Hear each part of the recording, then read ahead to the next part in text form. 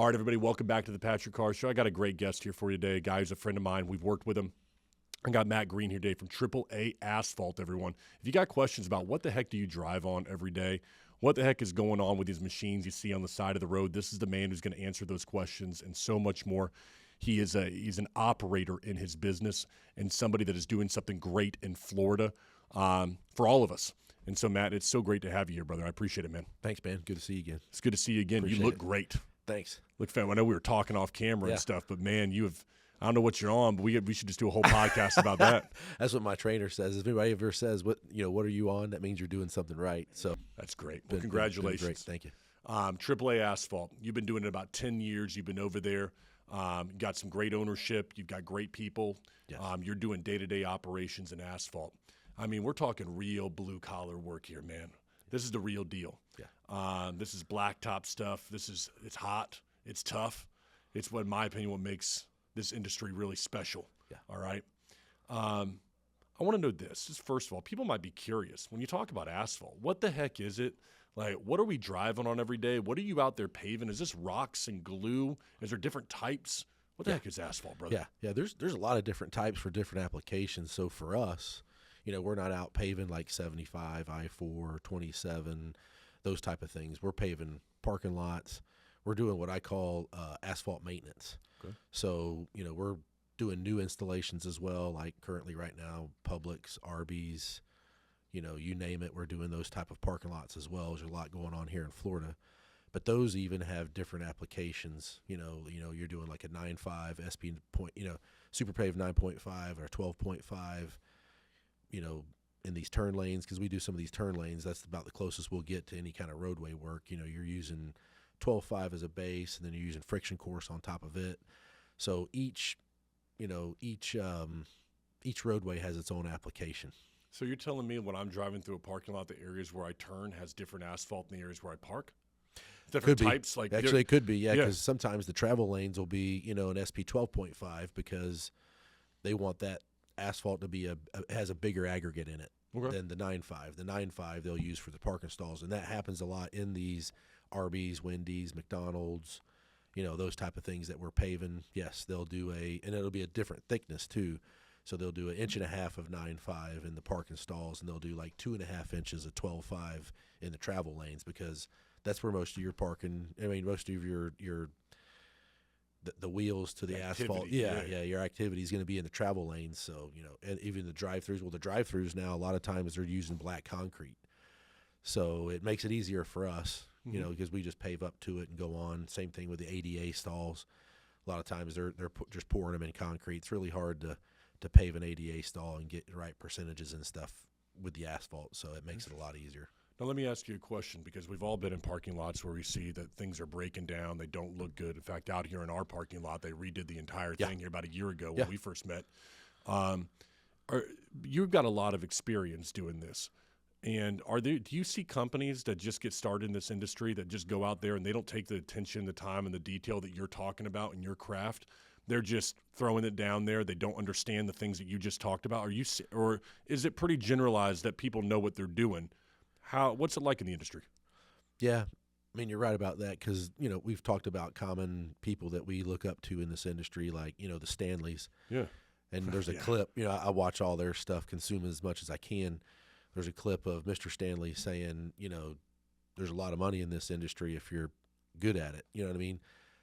The way we are good at it is we've got great guys in the field that know what they're doing. So over time, I'm old now. I feel older, you look great, you know what I mean? 48 years old versus 38, 28. A lot of times when you're younger, you're blow and go. But to me, nothing beats experience. Nothing beats experience. We've talked about, weightlifting and stuff with you before, and supplements and things. So the experience that our guys have, Brandon, Dwayne, Lance, those guys got, 25, 30 years or more at a clip, have been doing this forever. So there's really nothing they haven't seen or dealt with that they can react to and change, fix, et cetera. So for me, the experience of our guys in the field makes it look easy, and it's really not an easy deal. It's not easy at all. I think those are the most professional individuals in a field, the ones that make it look easy. Yes. where you go, oh man, that's great. I think, and think about basketball, like Stephen Curry. Yeah. I mean, he's made everybody look like, hey, you can just be 6'2", That's right. go out there, and you could be the next NBA All-Star. That's right. Making it look just, flawless and easy. But in reality, it's being so skilled that you make it look that way, so disciplined in your craft. Yeah. And I know you all are doing that because you've got the experience to make it happen. Let me ask you this. Right now in your profession, as we've talked about, it's true blue-collar work, man. I mean, this stuff, I've been out there filming with y'all. Yeah. Wayne, who's over here, has been some of my team when you walked in here, been out there with your crews. It's hot. It's dirty. It's the real crap that makes America awesome, right? I mean, these kinds of jobs are what it's all about.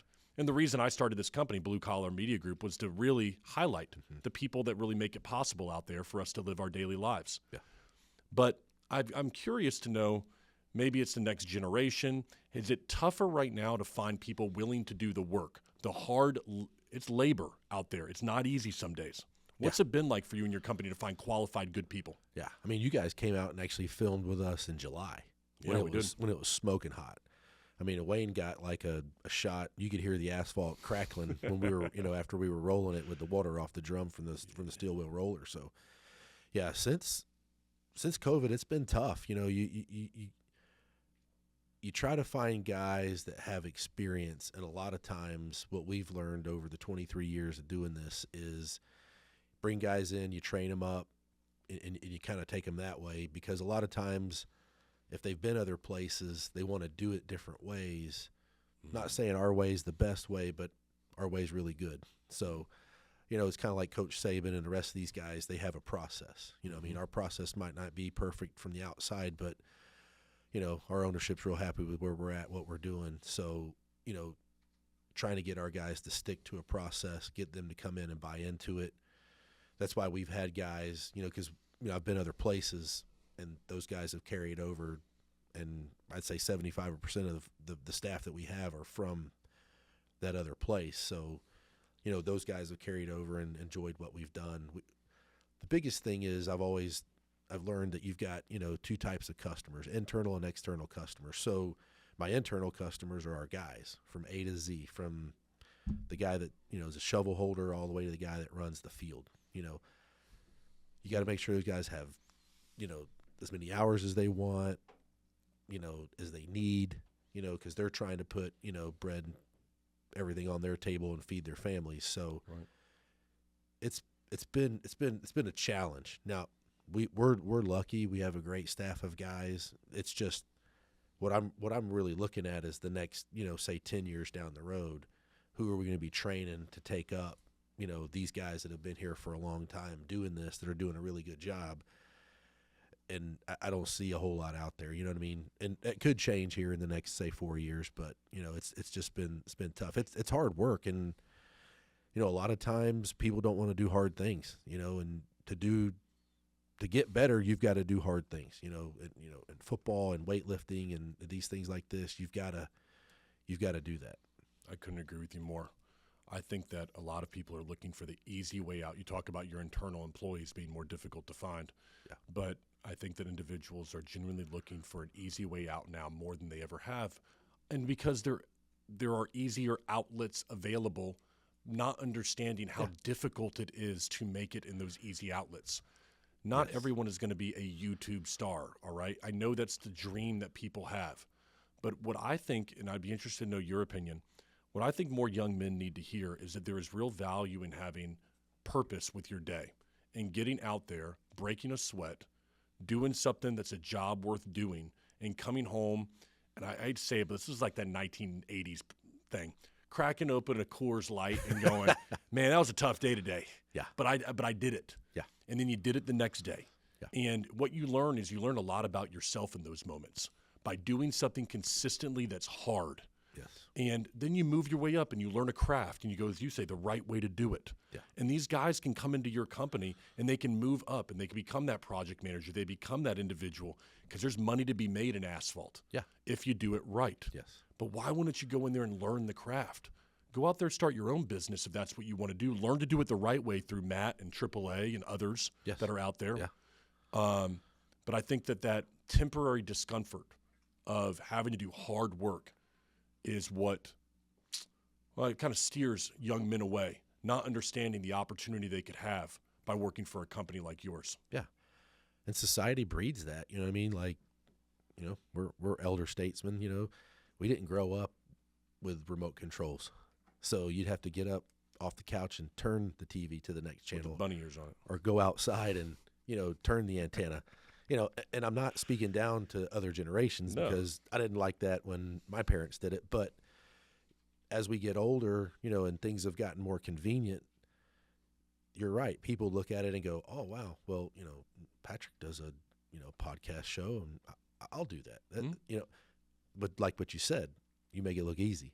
Yeah. So guys that do a great job make things look easy, just like, you know, I've watched, you know, Dwayne, my guy that leads my field, you know, his son Brandon, you know, Lance, those guys are on equipment and you're like, wow, man, I could just get in there and do that. And then you get on a dozer or a skid steer or whatever and you're like, yeah, I just need to go do my deal.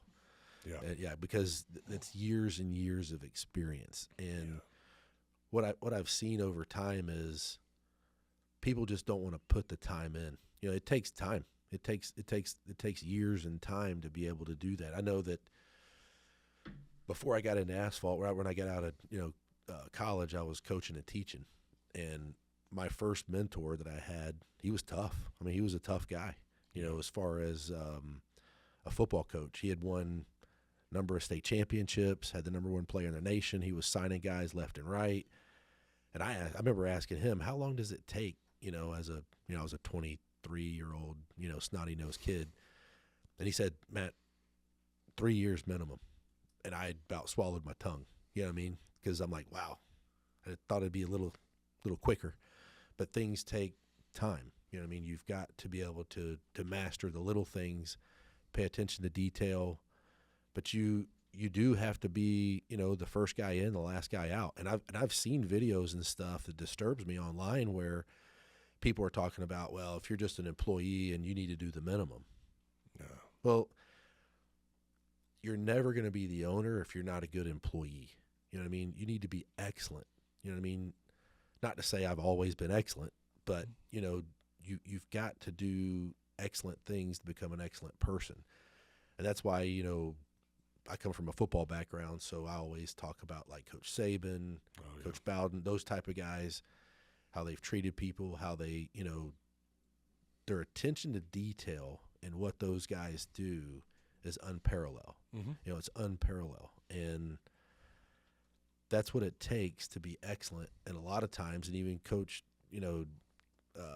Saban talks about it, is that's not the norm. You know what I mean? That's not inside you to do that. You know what I mean? You know, I've seen you're a big guy.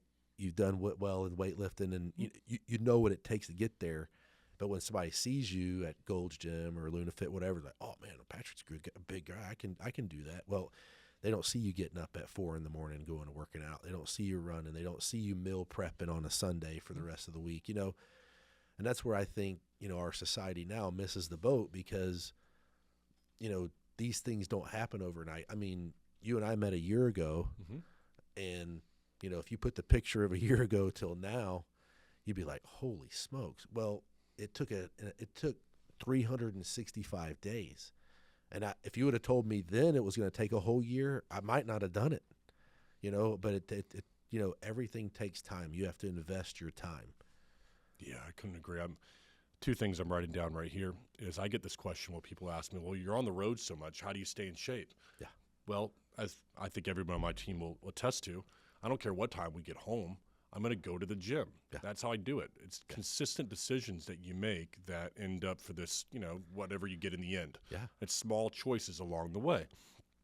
And the other thing I think about is, and you'll probably attest to this, when you've got new guys that come in, you have people that have been with your company a while, but and I'm not going to say somehow, I'm going to ask you the question. You've been able to maintain a level of quality within your product for 10 plus years now. I've done the testimonials out there. I've seen what people say about your product.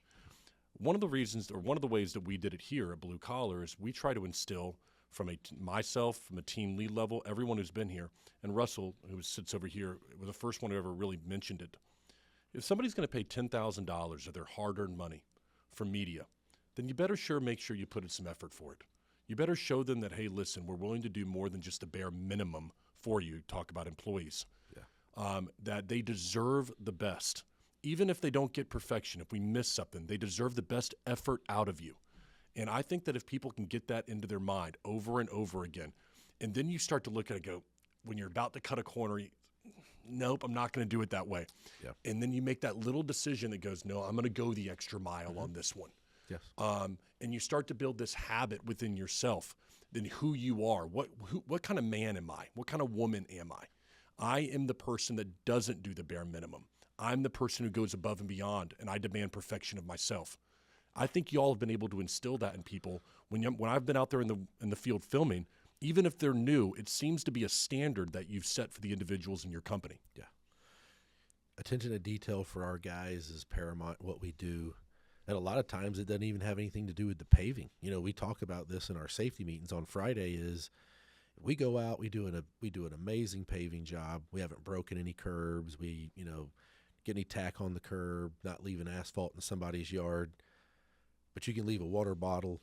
You can. It's just the smallest little things will set people off, and then all of a sudden they start picking the job apart. Yep. There's no perfect project. Asphalt's not a perfect surface. We have to constantly educate our customers between the difference between asphalt and concrete. Asphalt's not as smooth as concrete. It's flexible asphalt pavement. It's what it's called for a reason. So, in doing those education things, we also kind of educate our guys in saying, make it as smooth as possible. You'll be able to see the handwork versus the machine work, when we're coming up close to driveways, when we have the radiuses and stuff we're doing, hey, backscatter, rake the rock off, roll it, traffic roll it, sand the asphalt, use the plate tamp. You see it again, doesn't look right.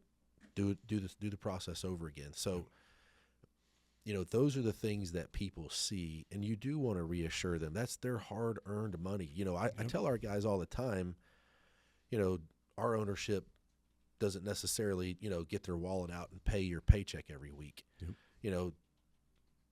It's an indirect situation, yes, but, we come out here and we do a job for Patrick Carr at his house or his, office, and we're paving, that's 40, 50 grand of your hard work, your hard money, earned money that you got, that you're handed to us. And that's a great, it's an awesome responsibility. Yeah. I think you got to look at that every time. And then as an ownership group, we portray that to our, our project managers, our superintendents, and try to get that thing to leak down into the field and have them understand, that person that's out there, that's a customer that probably doesn't know about the asphalt, and you're trying to explain it to them, and yes, they're hard to deal with. Mm-hmm.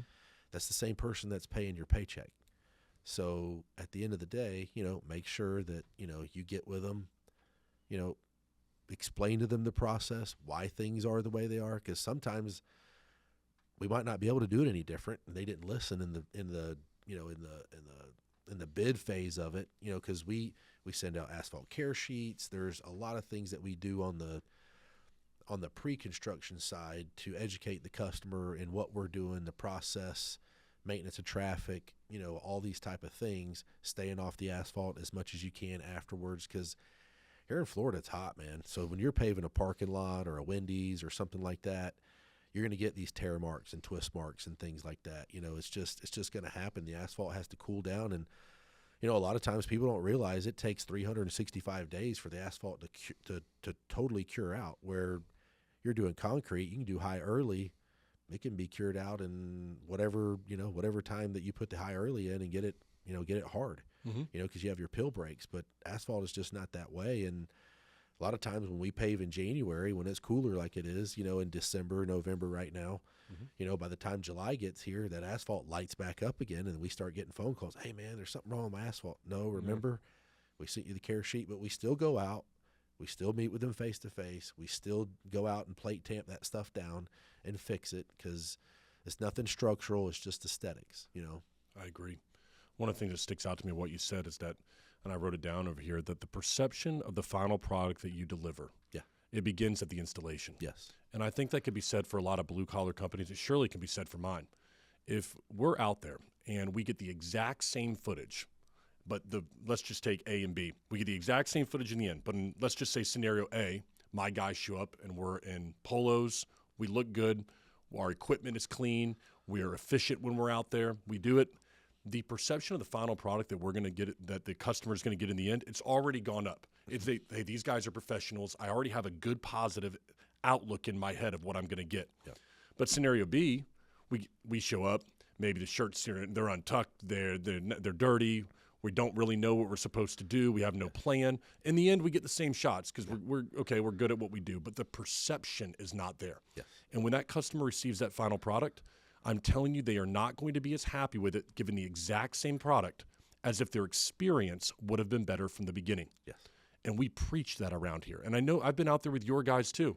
They do a little bit of things, these little things different. I'll give you an example. We were out there in that neighborhood in Lakeland. I want to say I don't know if it was a retirement community we were at. Yeah. But when people walk by, say hello, wave to them. Yes. Make them feel welcome even though you're in their community. Yes. These little things make a difference in how the community is going to perceive the final product that you deliver. You all do that well. Yeah. I don't know where that comes from. Is it from the teaching at the top or just the kind of people you hire? We got good people. Yeah, man. And they understand, and we preach this, that, that person is the person paying your paycheck. Absolutely. And that might be the thing that breaks the ice because maybe you do roll over the curb and pinch the curb and crack their driveway just a hair. You know what? It's nothing structural. It's just aesthetic. Don't worry about it.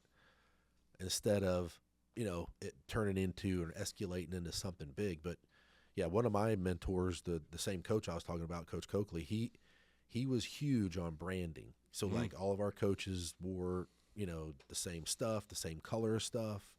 There was no relenting on that. And it's the same thing with us. I mean, guys say I'm, stickler on shirts and wearing but I am, because that's the first thing when people get out and see us. I want us all in the same orange shirts because when Dwayne's out there, he can look and go, there's 11 guys supposed to be here, 8 guys, and he can count 11 or 8 orange shirts. He's not looking for a blue shirt or a brown shirt or it has our logo on the back, our phone number, the whole thing. Our project managers wear the same stuff I'm wearing now. Yep. We partner with, suppliers, Leeboy and Preferred and some of these other people, and they give us shirts that have their logos on them too, and we have them as partnerships in what we're doing, buying materials, things. So it's nice. But yeah, the branding, the way you show up, guys just not sitting in the truck, because again, those are the people that are paying your paychecks, and they're like, oh man, well I paid X amount of dollars to get this thing paved, and these guys are just sitting in the truck, or they're laying on my grass underneath my tree, or kind of invading. Yeah, it's just it's not something that happens every day. We do mess up and we're not perfect, but you try to hammer that into people's into their brain. That way they don't, The first, I really didn't enjoy the job, but the first place I saw this was to graduate from the University of Florida, I needed to have an internship. Oh. At the time, I wanted to run hotels for a living. Not what I wanted. I worked for Marriott for a while, but I went ahead and became a concierge at Disney World, in a program that everyone in Orlando is familiar with. It's a college program with Disney, and everybody there is just drinking the Kool-Aid. All right, not my style, wasn't my thing, but pretty good if you wanted to start in hotels. I went to work for Marriott for 5 years after that, doing various jobs in Marriott. But one of the things that they teach you, and they have Disney University. Not a lot of people realize that. They have a whole university at Walt Disney World behind the scenes here in Orlando. Makeshift check-in desk, rooms that teach maids and how to do the room and everything. But I'll never forget the guy says, when you walk out those doors, you're on stage, and now is the time to put on the happy face, to sell the dream of Disney. And every time I'd open that door to go out there into the park, behind the scenes, and now you're customer facing, you're wearing that shirt, I'm on stage. I should expect that the audience is watching me because I'm a representation of that brand now. And I think what you're saying is speaking to that laying under the tree, hey, the audience is watching. And you may deliver the exact same product to them. Maybe they were just resting. Okay, they chose that spot. Mm-hmm. They ate their lunch there instead of maybe eating it off-site. Whatever that might be. Yes. But the perception that they're going to have of their experience is going to be a lesser experience because of it. Yes. And so I look at that as being on stage now with what we do. Mm-hmm. If we're going to be out there with a customer, Are we sitting there looking at our cell phone? Yeah. Even though we may not be doing anything at the time, look busy. Look like, hey, I'm checking your footage. Look like you are doing something to help them because they deserve that. Yeah.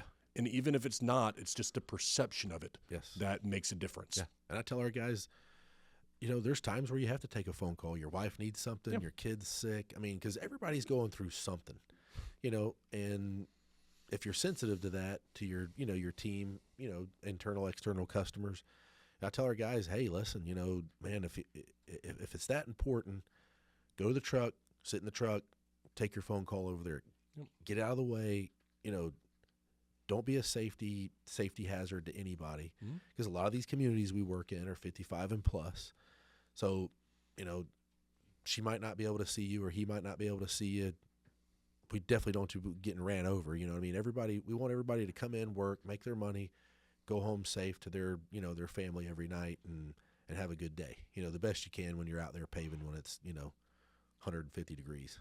Tough work. Now, we've talked a little bit now about the internal side. You mentioned your internal customers, the employees. We've been talking about those. Yeah. But I know you a little earlier you said there's an external.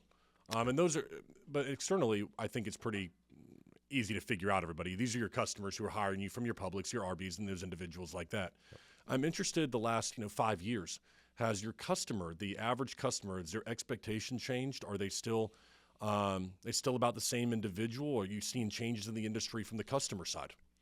Since COVID, it's been harder, to be honest with you. It's been harder, I wouldn't say the expectation of the project, because then it would seem like we're not doing what we're supposed to be doing, but it would just be, the way people just pick things apart. I don't know if it's, I'm sure price is a lot of this.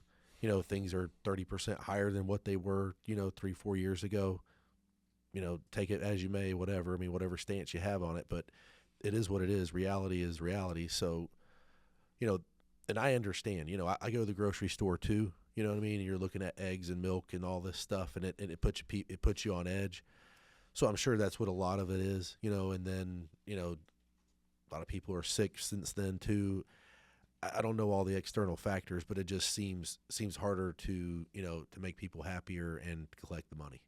And it's, the private commercial stuff we do, not as much. The private residential stuff, that's where it's tougher. That's where it's been tougher. The HOAs and things like that, And it's not every one, it's, one out of every, say, 50.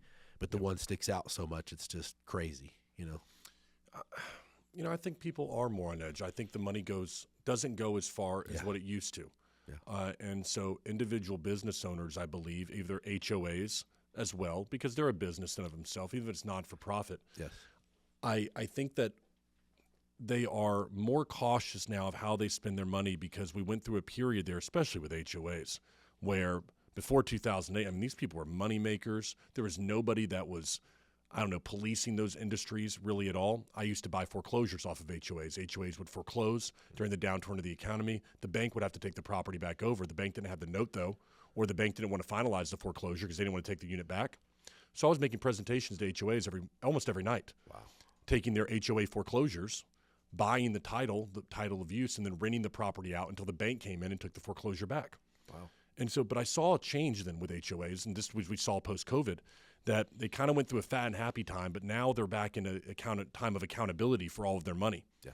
And I think it's something to where their money's not going as far, and they are more, because of the availability of reviews, because of the availability of social media, the horror stories that people hear about any profession, they feel like they have to really watch themselves even more. Yep. So they're not the fool that is out there. They don't want to be played. Yes. And so these individuals, and maybe even no fault of their own, they're just trying to make sure that, hey, I'm not the fool.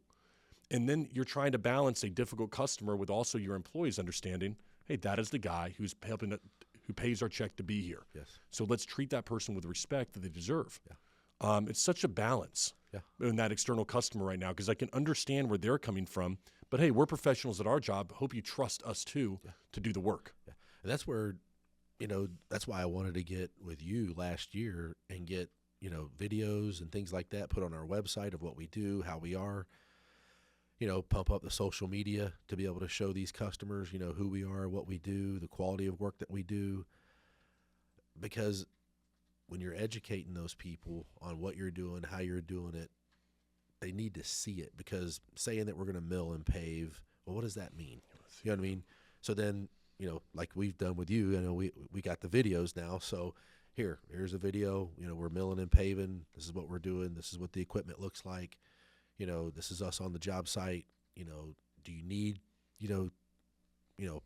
referrals? Because we supply those. So it's, really makes you more legit. Because I've heard people, oh man, well, I pulled up your website, and the videos, the pictures, the stuff you guys have is second to none. And kind of taking the lead from American Pavement, those guys. We both talked very well about that. I mean, guys. Matt Stanley and those guys. We're not to that level, obviously, but as far as pumping that stuff out, but we've got enough out there for people to be able to see that we're legit. And so it helps. It really helps them. It kind of gives them that peace of mind that I'm fixing to write this big check to get this stuff done, and these guys are actually going to come through. Because you deal with a lot of you talk to a lot of roofers. I watched your stuff. Yeah, of course I do. And it seems like roofer and paver guys get a bad rap a lot of times, because there's that level of person that's just going to go out there and do the bare minimum, and so you get looped in into that whole bad part. So that goes back to our project managers, sales guys, selling the job on the front end, using our social media, using the tools that we have to be able to show the customer what we can do. How have you been able to maintain an industry like yours? You mentioned roofing, which I'm familiar with. We do a lot of roofing. We've done asphalt, and and I asked the same question to Brian Hess, the Pavement Group. I'm going to ask you this question: in an industry where, like you said, individuals are nitpicking at times, they don't trust the industry because they've heard the horror stories. Yeah. How do you handle the problems, the fires that you got to put out on a daily basis? I mean, we were talking beforehand. You're like, hey, Pat, I got to put my cell phone on silent because I got calls coming in. Yep. Tell me your approach to how you handle these things to keep your ratings so high. I think operators out there would like to know, what is your approach to solving and putting out these fires? A lot of our work, to be honest with you, is referral or personal connections. I've been living in the Central Florida area pretty much my entire life. I mean, I coached and taught for a little bit, but I come back. I grew up there, went to high school there. Family's from there, friends are from there. My wife, she's from there, her family. So a lot of the stuff that we do is just repeat customers that I've dealt with for the last 23 years. Seems like a long time now that you say it, but but then the other thing is just building that personal relationship. That job that we did, with you guys, you were there filming. Yeah. We had 3 people complain that we cracked their driveway or did whatever. One, we didn't do it. We looked. We take pictures beforehand too as well. So, the curb wasn't broken. We did make the lady happy. We fixed, some stuff, and we did whatever, because we've dealt with that group there for the last, I'd say 10 years over all their properties. So sometimes you just have to eat a little crow and make it go away, but it builds that relationship with the owner that you got, that you're working with. And, I think long as you're truthful, you're transparent, because a lot of times we have, like this morning, we had a job, not ready. So I called a couple of our sales guys and said, hey, call these other people down the line, because right now we have 0 days left between now and December 20th, because here in Florida, we're not seasonal like a lot of guys that So December 20th, the asphalt plant shut down. They don't open back up until the 7th of January. So I've got no days. They're not going to run on Sunday, so we're paving every day for the next 2 weeks. Actually, we've been doing that for the last month. So we've got, there's no redos or anything like that. So with that job not being ready, I said, I called Steve, I called Brett, I called David. I said, what do I say? Tell them the truth. That's right. Tell them the truth. This guy's not ready. Can we come in and pave your property? Well, none of the other people we called were ready.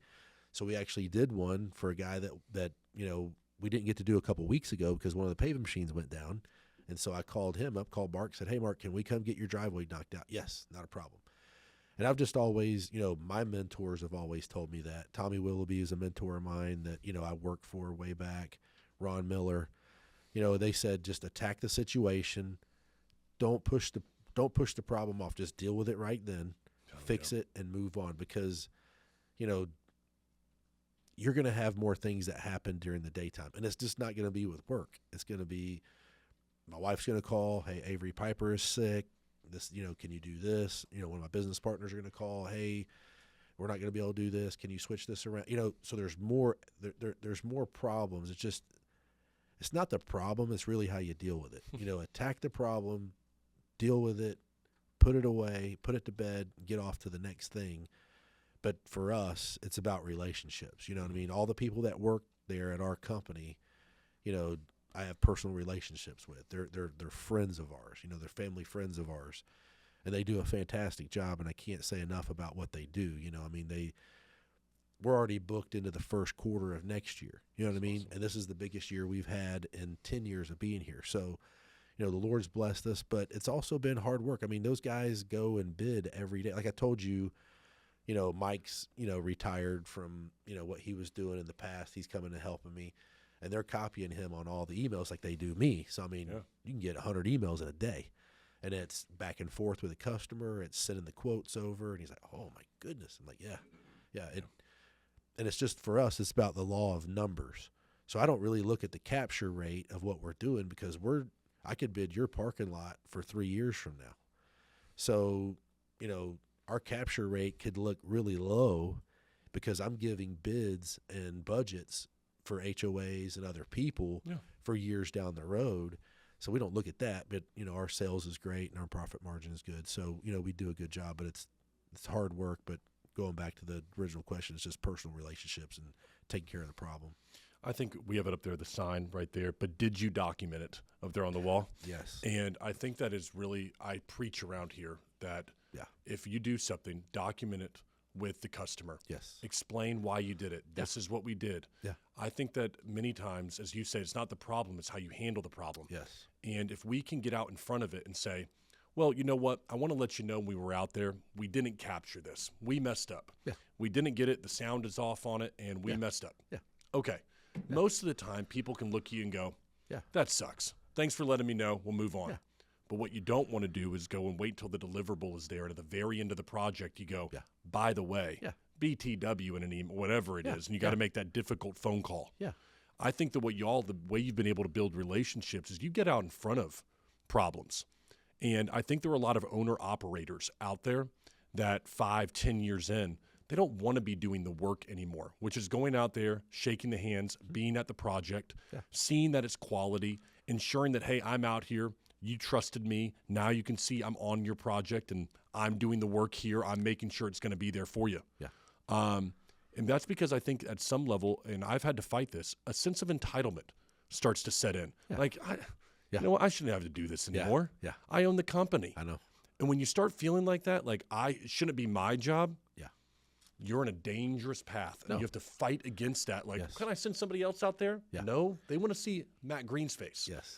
They don't want to see Joe Schmo over here. Yep. They want to know that you were out there. Yep. I see you out there in your posts on Instagram. Yep. And I don't think that a lot of asphalt companies, roofing companies, blue-collar entrepreneurs understand that it's not going to take 3 to 5 years and you're just done with it. No. People are going to want to buy you as a person. Yes. And they want to see you out there in the field. And you've done a great job. That's how you've, in my opinion, has been instrumental in you building these relationships, and especially in good old boy Polk County. Yes. You better be out there and be a man of your word. And it's hard. You got to tiptoe that line because you know exactly what I'm talking about. So you can get into the field too much and almost you got to let your guys work and do their deal. You know what I mean? Like you're a team. So you can't – so then you got to kind of back off. But I would rather be tiptoeing in that line than be the guy that's just not present. You know what I mean? That's not there. And that's what you got to do, in my opinion. You know, you got to be involved. You got to let your people do their job. You got to let them run. They got to make mistakes just like we were able to make mistakes. And but with the experience and the guys that we have, I just feel really good about what we do. Yeah, you all are doing an amazing job around here, and you have a great reputation within the industry as well. You personally, I mean, people say great things about you personally, and you know, I look at what you were just saying right there. I'm just thinking about it right now. Yeah, it's true. It rings true. The quality of the work. But I guess what I'm trying to say is this. I think that somewhere along the way, it started to be looked down upon that's somebody who worked in their business. There was a saying that went around maybe 5-10 years ago. Are you working on your business or are you working in your business? And I think that entrepreneurs, and me included, you start to be like, well, man, I'm 3 years into this thing. I'm still involved in the day-to-day. Yeah. I shouldn't be doing this. I'm doing something wrong. No, maybe you're just too early. You need more to learn more about your craft. Maybe you're not going to learn it all in the first 3 years. Yeah. And this is the good Lord, the power, the world, the economy, whatever you want to call it, telling you still need more time in your craft to perfect it. I think you got to be there as the guy because, you know, at anything I've ever done, whether it was working at McDonald's in high school, whether it was teaching and coaching, whether it was here, I can look back and all the people that were my mentors, they were the first guy there, they were the last guy. Coach Coakley was the first guy in, last guy to leave. Damn right. You know what I mean? All those other guys at McDonald's, they were the same way. We were able to do a restripe for the guy that owned the McDonald's that I worked for, you know, in high school the other day. So it was a really cool kind of full circle. But then the same thing, you know, when in my first job when I worked at, you know, at Tucker Paving, I'd walk up and I'd see Chip and Tommy's truck there and Ron's truck. Those are the, you know, guys that ran it. And I'm like, man, everything's fine today. You know, as a young guy, that was so going in, my mindset was already, everything's good because my guys are here, the guys that run this place. So it gave me a sense of security. You know, I don't know if it was false or not, but it gave me that sense of security. So I try to do that here. And then I don't stray away from anything that our guys do. So, you know, I don't tell our guys, hey, you got X amount of days off, and then I take more days off. My schedule is the same as theirs. I take 2 weeks vacation. I don't take any more. You know, we take at Christmas whenever we shut down because the asphalt plant shut down. I take one in July. We go over to Boca Grande for a week. You know, I just you got to preach and do what you say. It can't be say what I do and then however that, you know, goes. You know, I mean, don't do what I say what I do, whatever. But, yeah, I mean, I think you just got to be that guy. And if you don't want to be that guy, then that's fine. You know, like you hear David Goggins and those guys talk, and I don't know the guy's name that did the 75 hard, but, you know, those are straight. Yeah, those are straight talking guys. I mean, Ed Milet, you know, I listen to a ton of these podcasts, and it rings true every time. You know, you got to be the guy. Yeah. You know, and there's an awesome responsibility in that, but, you know, you were talking about showing up. You know, I never asked for this. You know, I mean, I never asked to be that guy. You know what I mean? I've always just been put in that place, and I've had to do it, you know, because I don't know if the Lord's done that or whatever, but, you know, I'm not anything special. I'm not anything, you know, I'm not like the smartest guy in the world. You know, growing up, I made B's and C's. I scraped. But when we started this company and anything I've ever done, I've always said, nobody's going to outwork me.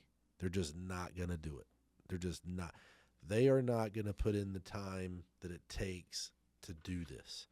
And I've seen other guys, and they just haven't done it. And it's not a testament to me. It's really more a testament to my mentors, the Lord, my wife. You know, she puts up with a lot of stuff. So, you know, to allow me to do what I do at this level for our company. But, yeah.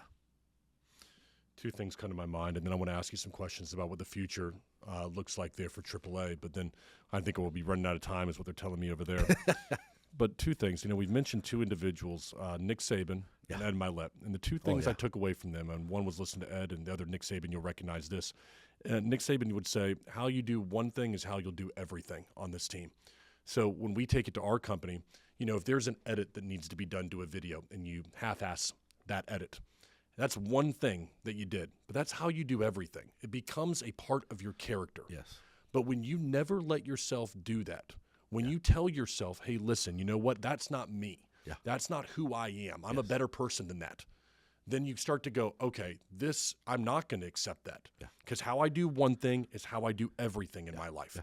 And the next thing was Ed Milet when he said, you know, the average individual, the average owner, sales rep, anybody out there, anybody in the field, there are people that when, let's say a golfer misses a putt, and the average golfer out there who's playing on Saturday or something with his buddies will go, oh, I can't putt, man, this putter, you know, something like that. The pros and the best at what they do in the industry go, that's not like me.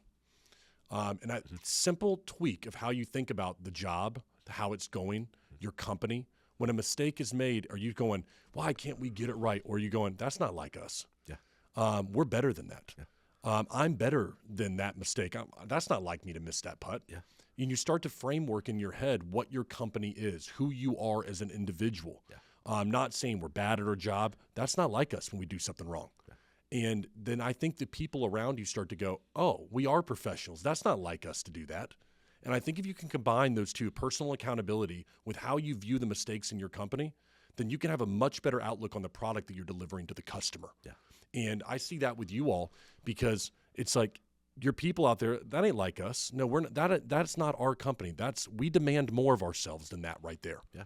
I think there's something in the details like you're talking about, going back out there, swallowing your pride, fixing something that wasn't a mistake that you made. Yeah. Those things matter right there to people. Yeah.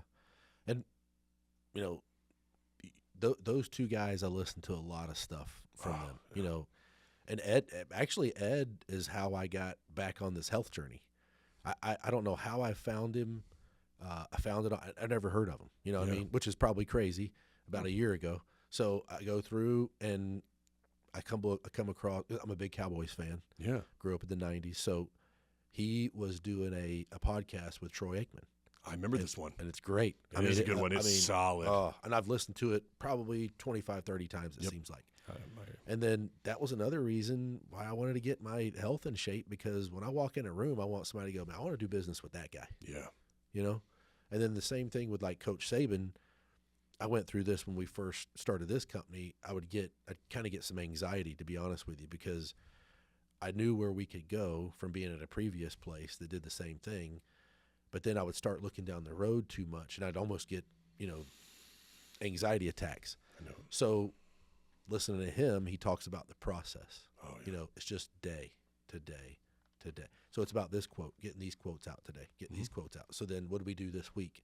What do we do this month? What are we projecting? You know what I mean? So that's kind of how I pushed all that other stuff aside, rat poison, noise, whatever he calls it. You know what I mean? Yeah. Yeah, and you just look at the process, and you just go day by day, and then here we are 10 years later, Well, let's talk about that. My final question for you is this. As somebody looks at AAA, hopefully I'll get a chance to see your success in the next 5 to 10 years. Yeah. What does that process look like for you? I'm sure that you, the ownership, your partners, all this different stuff, you all have talked about this. Are you all just going to take over the entire state of Florida? Are you happy with where you're at right now? What is the plan, brother? Talk to me. We're doing good. The asphalt maintenance is our wheelhouse, seal coat, stripe, concrete curb repairs, mill and paves, overlays, those type of things. I'm excited because next year we should be, moving in our new facility. We've kind of been, in two, standby facilities for the last, 10 years. So bought some property in Bartow, fixing to develop that property, 6 acres. We'll be on there next year. That'll help us, be able to facilitate our internal and external customers even better than that, with our employees and, our people that pay our bills.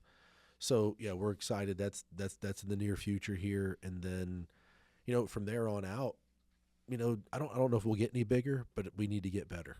I love this. We need to get better. So, Coach Saban talks about, at some point, you climb the mountain, and then at the other point you become the mountain. And then it's harder to maintain that, like he did, Coach Bowden before him. You got Bear Bryant. So that's where, we've got to, get some newer equipment, switch stuff out, learn different ways. I mean, our first 2 days back next year are going to be safety days. We've never done that before, so we do a lot of work in Mosaic and stuff like that. So we have different certifications, the Port, MSHA, minor safety training. And then we're going to do Dobbs as a partner of ours that we buy our paving machines from. And we're going to spend a whole day with Wesley and his team up there, maintenance of equipment, talking about roller pattern, stuff, you name it. And, take 2 full days and invest in our guys. And then, we hit the ground running. Yeah, I've had to really battle this myself, where we were talking this morning on a team meeting about growing in size, because it feels good when you walk in, you got, more and more people, and there's activity, and I love that, okay? Yeah. But what I've been talking about is how do you become more efficient as a company to deliver a better product consistently for your customers? Yes. So we have to get better at our craft. Yes. That might mean better equipment. Yeah. Might be better training, as you're saying with Dobbs. Yeah. Shout out to Dobbs. I did their golf tournament down. I mean, they rolling these huge equipment on the golf course. It's sick. It's It's awesome. My guy Wesley at Dobbs is like top notch, man. Our guy, he's who we buy all of our stuff from. Can't say enough about him. Yeah, they get it. Yeah. So like I say, becoming a better at your craft, more efficient at your craft without increasing that cost, that therefore your customer gets a better product. Yeah. And that's what we're attempting to do in 2025. It sounds like you're attempting to do the same. And I think that's going to make more profitability here. Yeah. I think that our clients are going to be happier with what they receive. Yeah. And in the end, that's what we're trying to do. We're trying to serve people here. Yeah. And we're trying to deliver something that they've paid their hard-earned money for. And it's a quality product consistently over and over again. Yeah. But, man, I appreciate you stopping by. You had to leave a meeting, drive over here to Orlando. You got stuck behind a semi. It was an accident for that. Man, I appreciate you stopping by. You all are a first-class organization all the way through. You're a first-class individual. It's been awesome over the last year. I know we've texted back and forth, podcasts, whatever else, getting a chance to know you. Yeah. And I hope that people will go to the comments section below. We'll have information about AAA Asphalt all right there and get involved with your company if they need your services. We'll put all the website, everything down there because I think that you got something special going, brother. Yeah, we appreciate it. Like I said, the team of guys we got, David, Steve, Brett, Gretchen, those people inside the office making it happen every day, selling work. I still sell work as well. Dwayne, Brandon, Lance running the field, all of our guys that we have doing what they're doing, our paver operators, our roller operators, you name them. Yeah, they do a great job, and we just really appreciate those guys and love them. They're out there, man. I've been with your guys out there. So is Wayne. I mean, they're having some fun. They're working hard. Oh, yeah. It's hot when we were out there. I just, I have so much respect for these men that are doing it and women, but I have so much, it's mostly male-dominated industry, and that's okay. Yep. And I look at that and I go, man, these are the people that are making it happen for all of us, putting in that work, that real hard work out there in that sun, out there in the field. We're not talking about, it's asphalt. It's hot. Yes. It's dirty. And it's sticky. Come on. And you're getting up early. Sometimes you're getting in late. And with the time change, it stinks. Yep. Seems like it's dark at 4:30 in the afternoon, And, our truck drivers do a great job. Our transport drivers, they got to load all that equipment up. They're the first guys getting there. They're getting there early in the morning, loading the equipment up, dropping it off. And the guys just, here's the equipment, And then they have to be the last guy there to pick it up. They're getting home late. And those are the same guys that, come and drive the Christmas. We do a Christmas parade in the city of Mulberry, every year. And, they don't get paid for that. They just come and do it and drive. And, like I said, we got a great team of guys. We love them. I appreciate them. This is how we all make our living, and we're proud of it. It's like I said, it's hard work, but I think there's a value in that, and there's a value in these guys. And these guys are men. They're dudes. They're real guys. I like that, man. We'll end on that note, man. You should be proud of what you're doing, and so should your people. Yeah. Y'all have a great reputation. I know you'll keep it with with what you're doing and your leadership you have. Yeah. But you're doing something right. Yeah. Thanks so much, buddy, for stopping by. Thanks, man. Thank you very much. Yep.